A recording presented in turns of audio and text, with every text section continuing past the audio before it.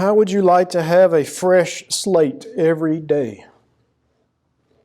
Now, I promise I'm going to try to make this easier than class. That was a lot of information, and I realize that was probably information overload.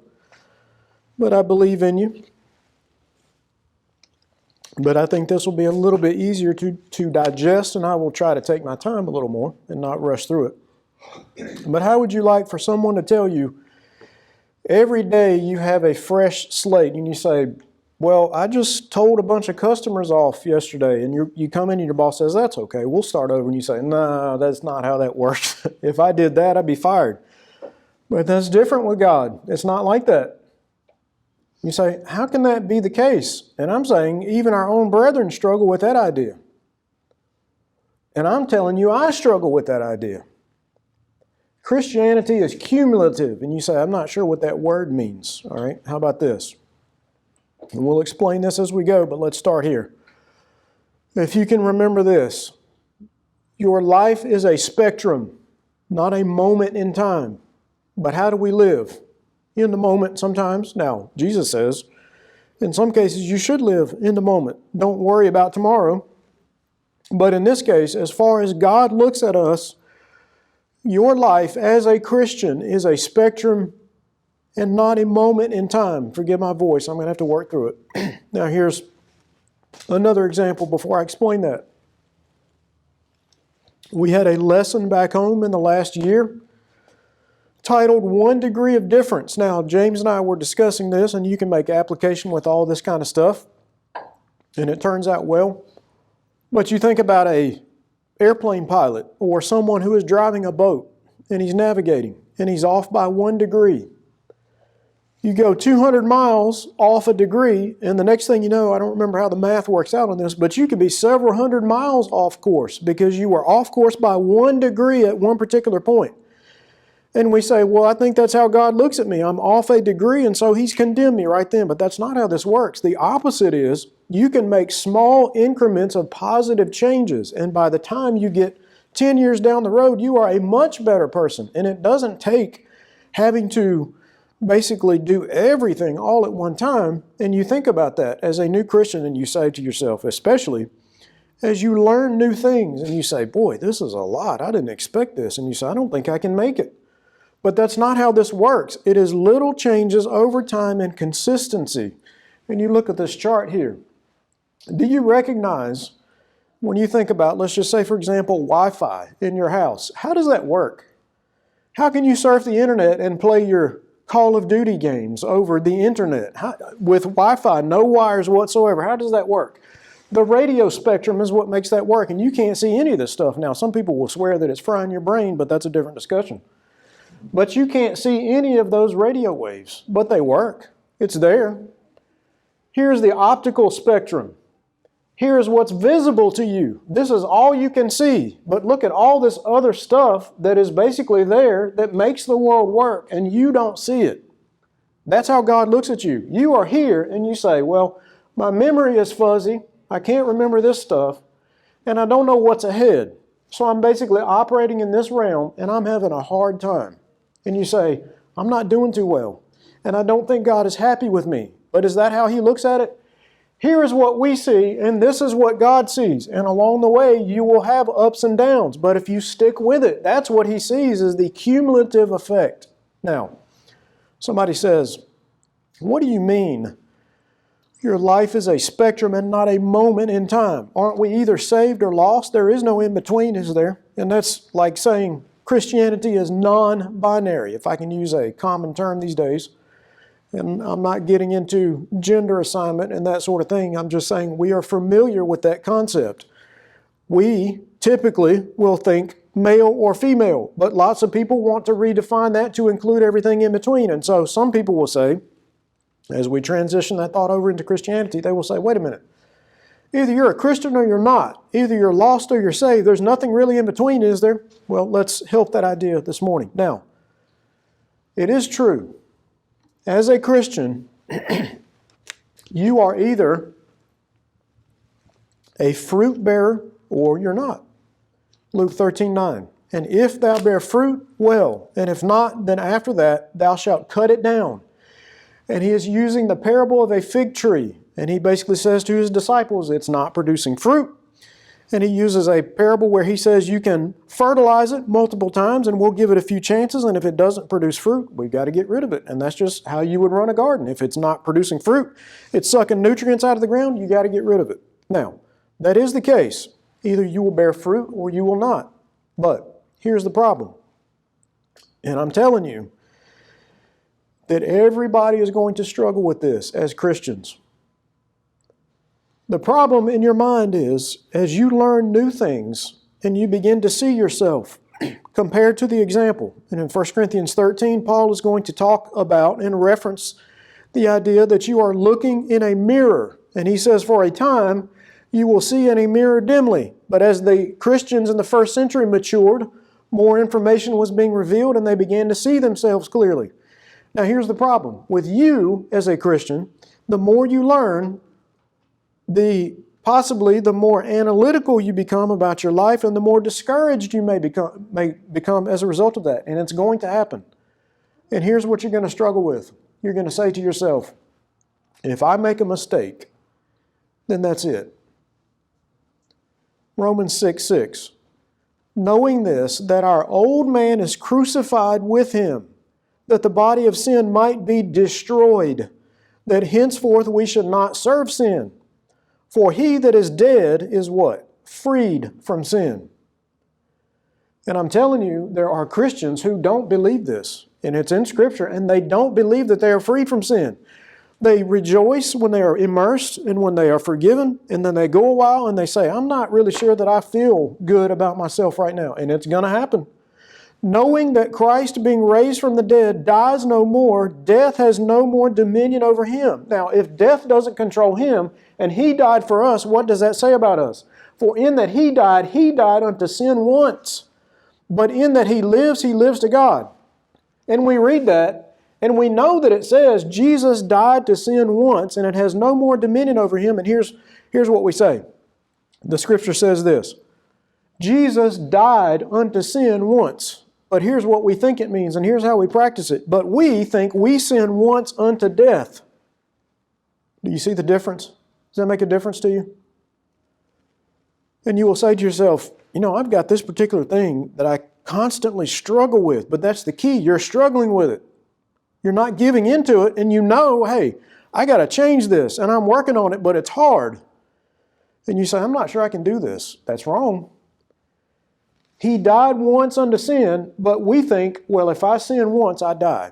That's not what that text says. John 3:6. That which is born of the flesh is flesh, and that which is born of the Spirit is spirit. And what are you? How were you born again? Spiritually. Now, look at what he says. He's talking to a wise ruler in Israel named Nicodemus. And he says, don't think it's crazy that I'm telling you that you must be born again. And we'll look at it in just a moment. He says, how can you be a wise teacher and you don't understand this stuff? Don't think it's crazy that I'm telling you you have to be born again. And what do? As born again individuals, we think it's crazy. You say to yourself, I'm struggling with this. There is no way that God will be acceptable, that God will look at me as an acceptable individual. John 3:6. Marvel not. And yet we, as born-again individuals, marvel at the idea that God can overlook our faults and accept us. And you're going to struggle with it. Now, let's make a comparison here. Jesus says, that which is born of the flesh is flesh, and that which is born of the Spirit is spirit. And he's making a contrast. But can we compare the two for just a moment, for the sake of illustration? How hard is it to die physically?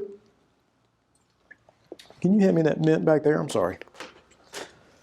You just sit and think about that for a second. Thank you.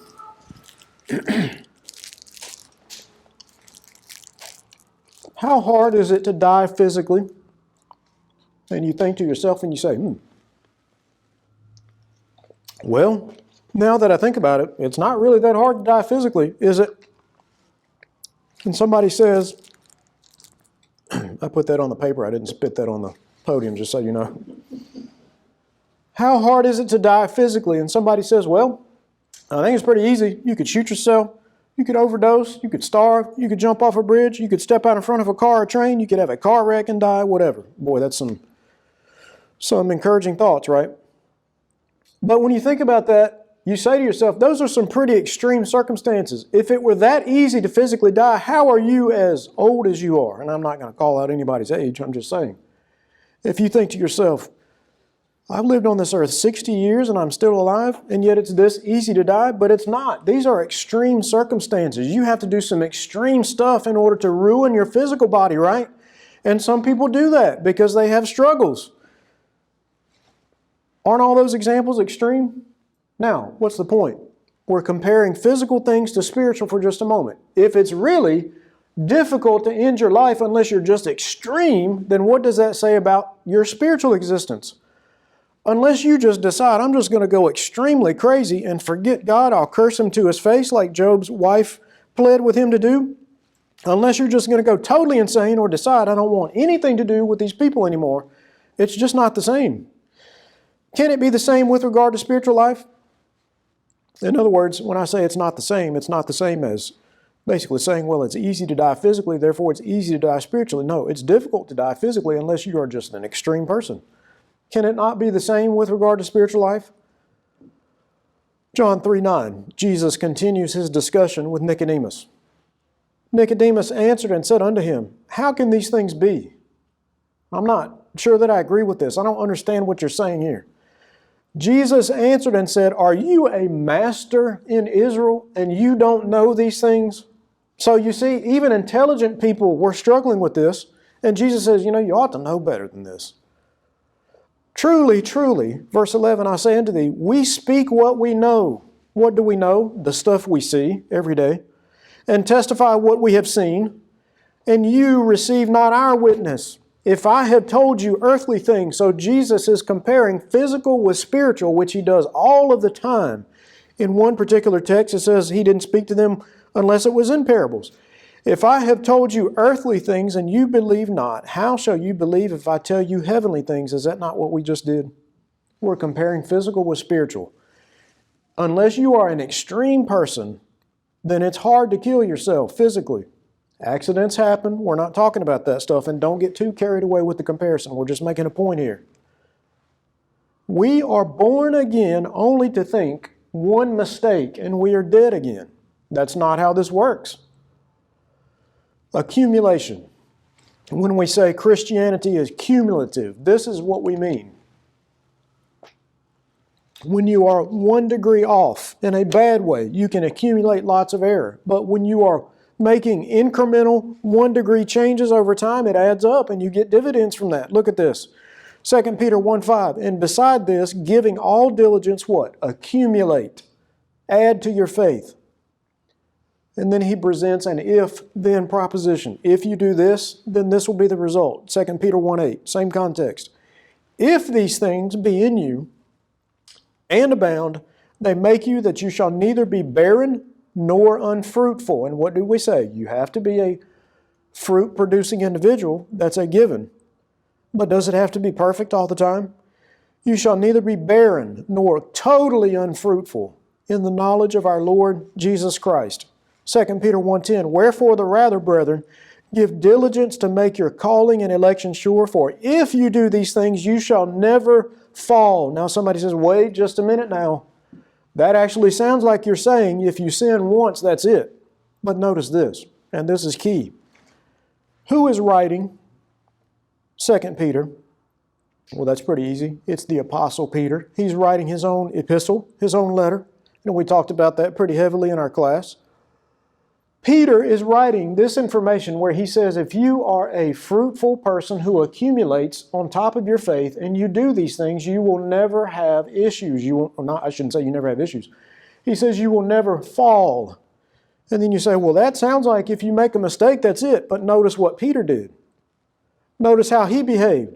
He says this, and to godliness, brotherly kindness. You accumulate that. And to brotherly kindness, charity. But he that lacks these things is blind and can't see. And what did we say? The more that you know, the more you see yourself. And he says, he that lacks these things is blind and cannot see afar off and has forgotten that he was purged from his old sins. And you say, boy, I feel like you're talking about me. But notice what Peter, as a man himself, did and how he behaved. The man who wrote this violated these exact principles, and this is an apostle.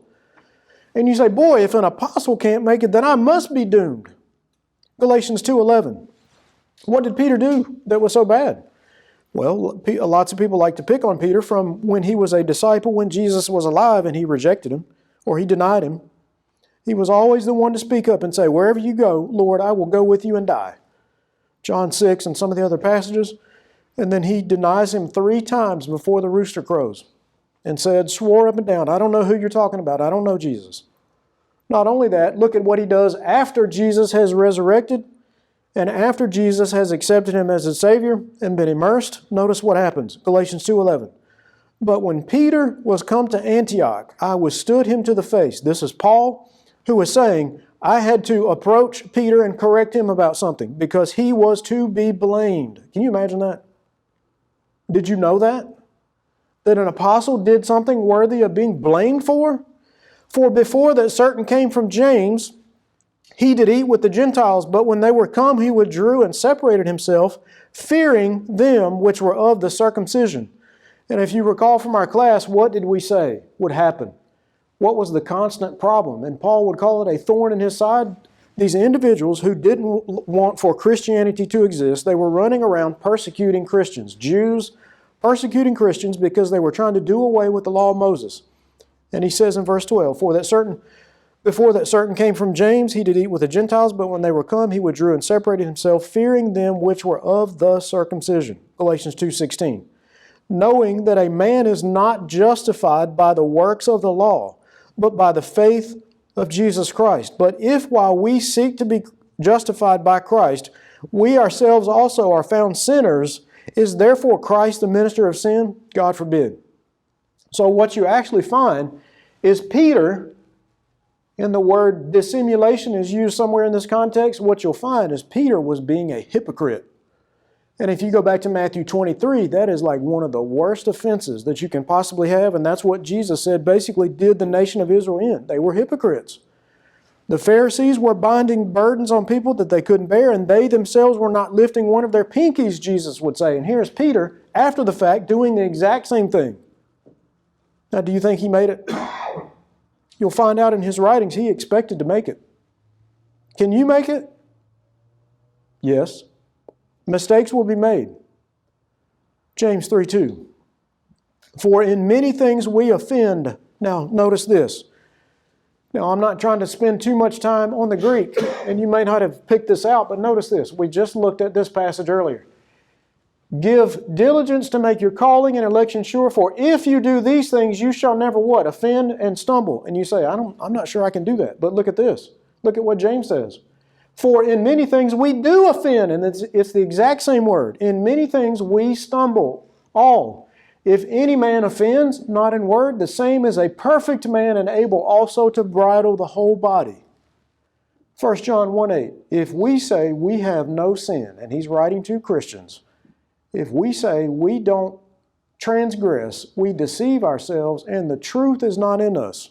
Now, he would basically say, more bluntly than that, you're a liar if you say you have no sin.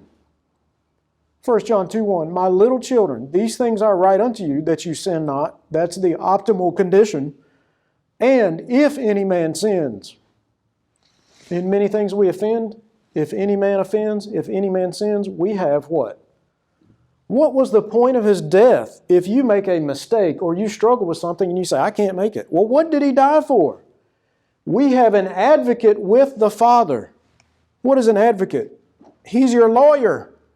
He's going to bat for your cause. He's advocating to the judge of mankind, his own Father, from whom he came and did his will perfectly. He is an advocate for you. And he says, I can vouch for my servant, and he's trying his best. Is that good?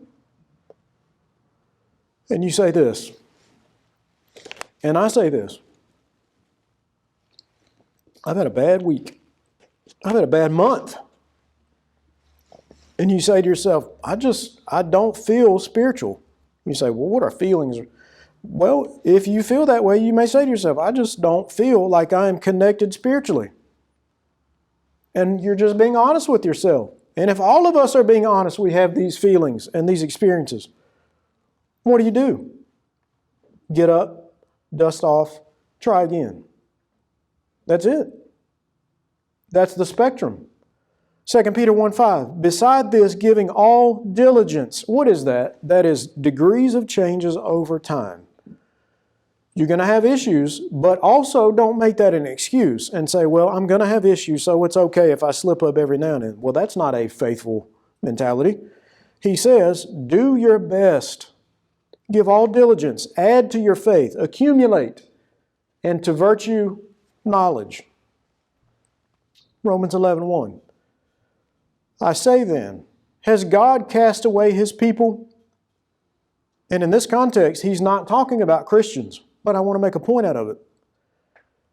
Paul had immense love for his fellow countrymen.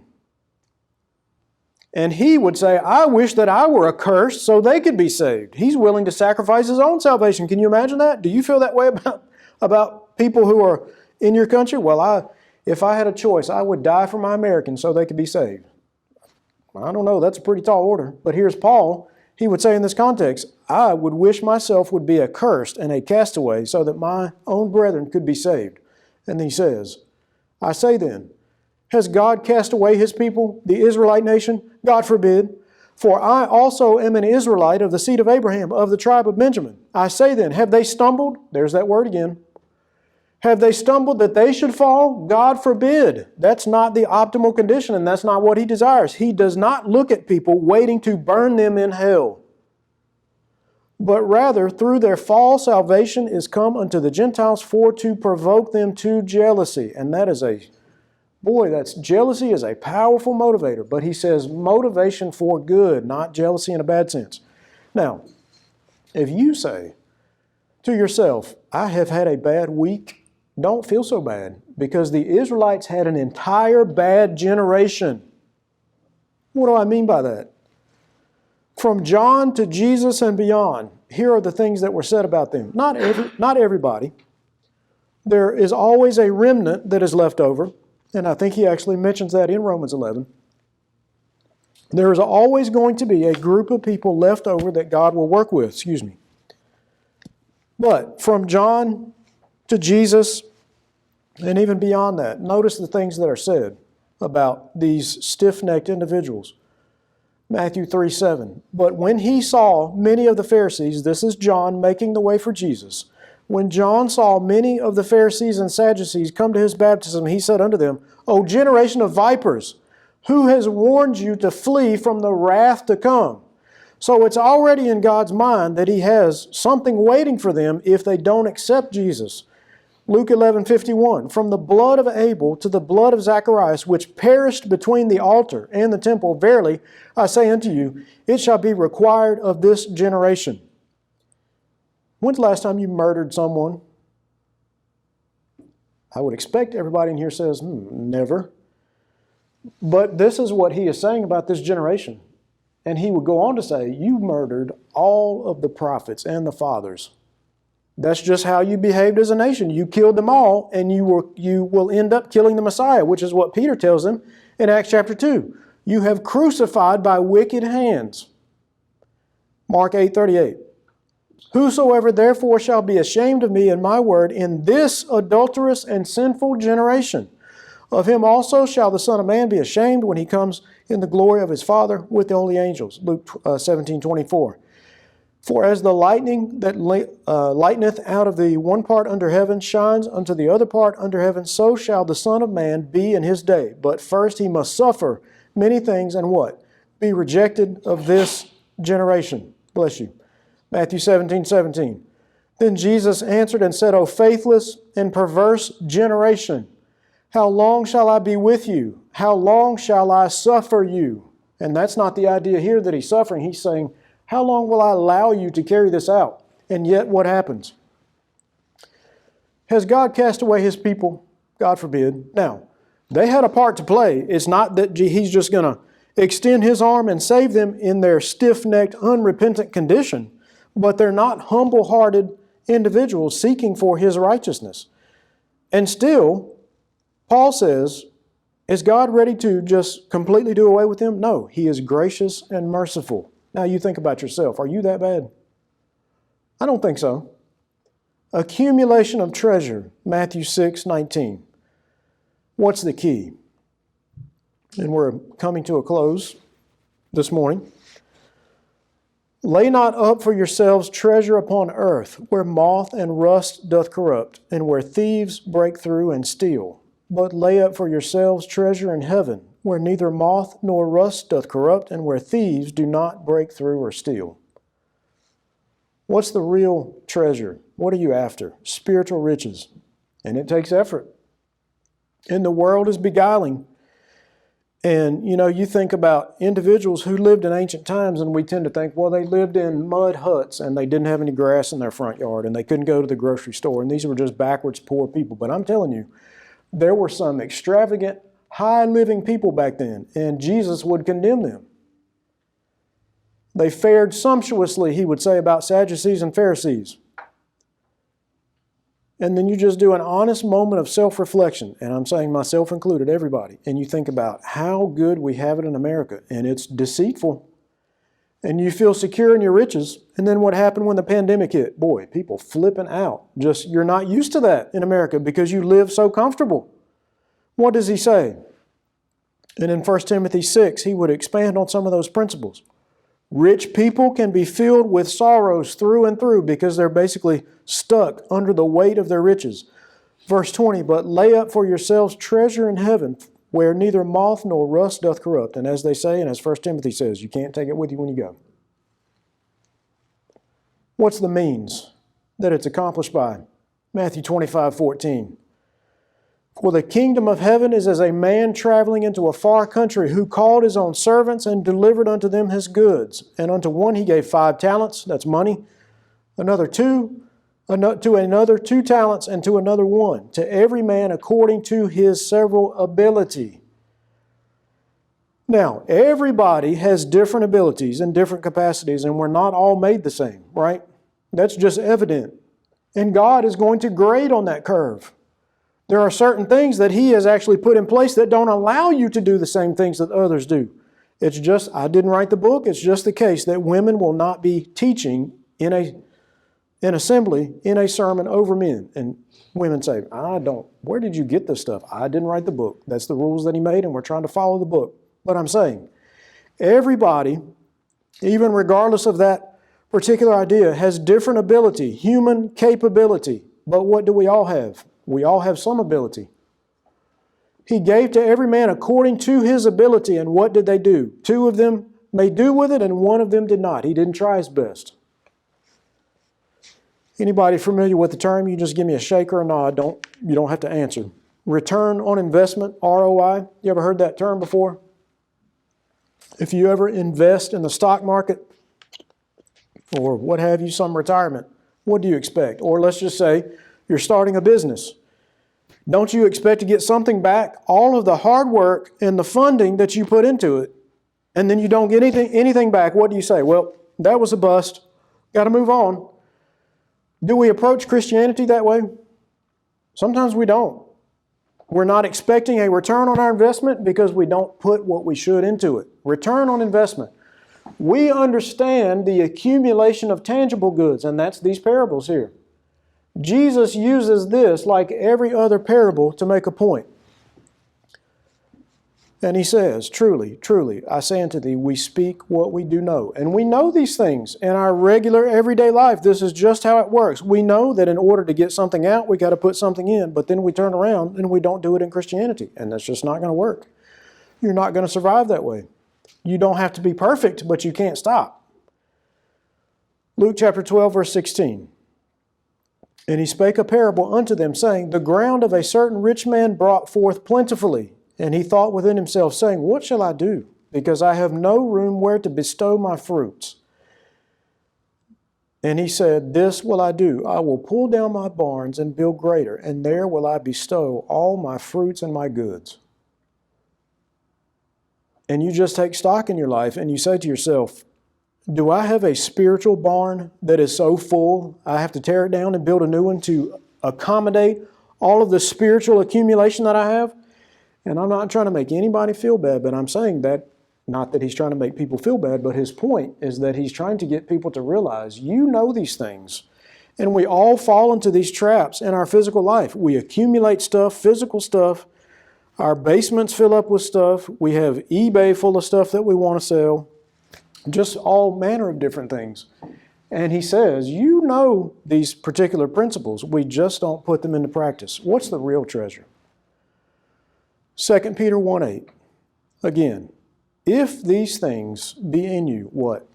Those incremental, consistent changes over time.